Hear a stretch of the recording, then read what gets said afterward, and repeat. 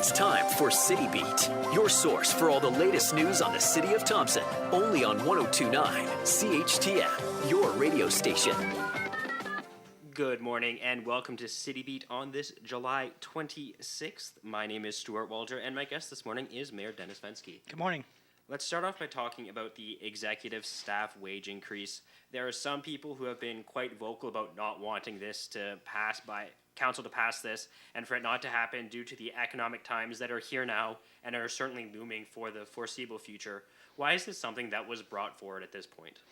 This shouldn't be a surprise to anyone, council included. This is an annual event that's based on the agreements that are signed with the firefighters, Local 2200, and the steelworkers, Local 8223 and 7911, that their increases that are negotiated would be passed on to the executive staff.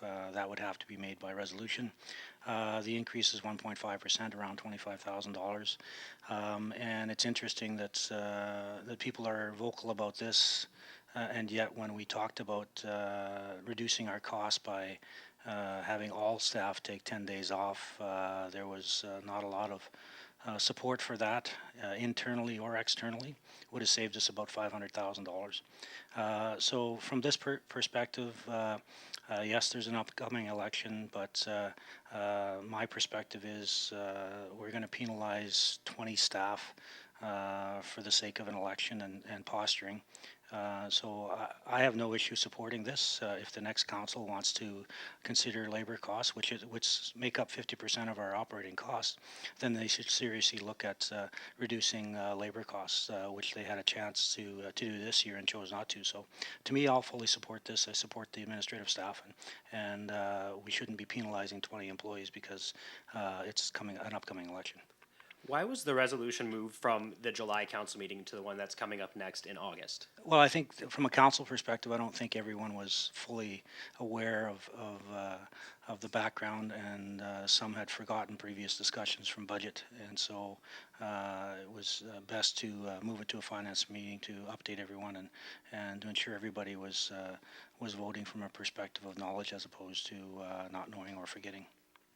There was a special meeting of the Finance and Administration Committee earlier this week with the lone item on the agenda to talk about the 2017 audited financials. Could you talk about how the meeting went? Sure. I wasn't at the meeting, but I was informed that it went well. This is a normal operating procedure that the audit is conducted by our auditor. Then they provide copies to me as the mayor. It's my responsibility through the Municipal Act to provide copies to council. It will come forth on August 13th, I believe, is the meeting. As a report, there's no resolution required, so it'll come forward as a report. From within the audit, a couple things to note. There was suggestions in regards to, we are a large organization who carry a lot of items that are considered inventory, and we need to do a little better job in regarding carding and cataloging our inventory. So that was one suggestion, and the other one is we need to tighten up with our outside agencies that we fund. The audit has consistently been delayed because some agencies are delinquent or late in getting their statements and their financial information into the city so we can complete it in our financials. So the new council will be looking at ways to improve that relationship with our funded agencies to ensure that the finances information is in place in time so that our audit isn't delayed. Was there anything that was surprising and that you weren't expecting from the audit? No, not at all. Has there ever been in your time as mayor? Not that I recall. There was normally there's a management letter that comes to administration and council with advice. And as I mentioned, I spoke to two issues that they advised that we should look at. Our operating procedures, and I credit Jenny Krentz, our CFO, for our finances. She does a really good job with her staff in providing information to council.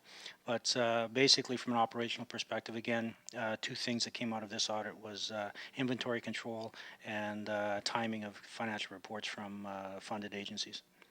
There had been some indication from the province that Thompson would be getting support from outside of the Mining Community Reserve Fund, though they said nothing could be announced until the media blackout was lifted at the end of the St. Boniface by-election. That's something our MLA Kelly Bindle had said on Facebook. That's something you had indicated that was mentioned to you by some of the ministers you met with. It's been over a week now since the by-election concluded and the blackout was lifted.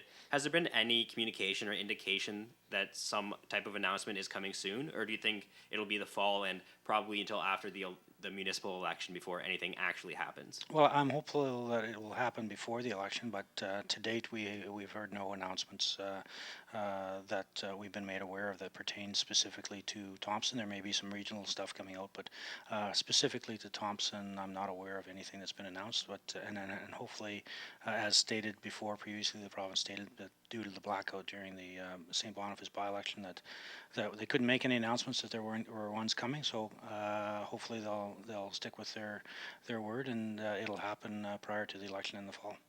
And then finally, the crime severity index numbers were recently came out for 2017. Could you talk a bit about those?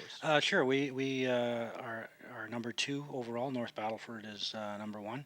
And again, this is a crime severity index formula that's gathered by the RCMP on crime statistics. It goes across Canada for communities of populations in excess of 10,000 people. And for us, we're up year over year in regards to our crime severity index number. And the two drivers behind that, 15% of the driver is calls for mischief, and another 9% for calls for assaults. And when you dig down a little deeper into the detail of that, both mischief and assaults are related to alcohol and alcohol addictions and mental health.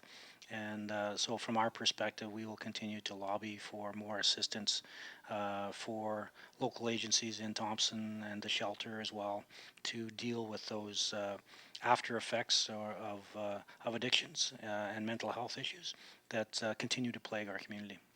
A lot of people will look at those numbers, whether it's family members of people who do live here in Thompson or those who may be potentially moving to Thompson, and some of them might be frightened by those numbers. Is that anything to be concerned about for your average Thompsonite? Well, and again, I say it every year. Ask yourself: do you feel any less safe today than you did yesterday, before the numbers came out? And I personally feel as safe as I've always felt. Again, there are one-offs, instances where you're in control of your surroundings, and if you put yourself in a place where things can happen, and things can happen in Thompson, in Winnipeg, in Ottawa, in Vancouver, everywhere. And so it's about being aware of your surroundings, be aware of the time of day and what's going on in your community.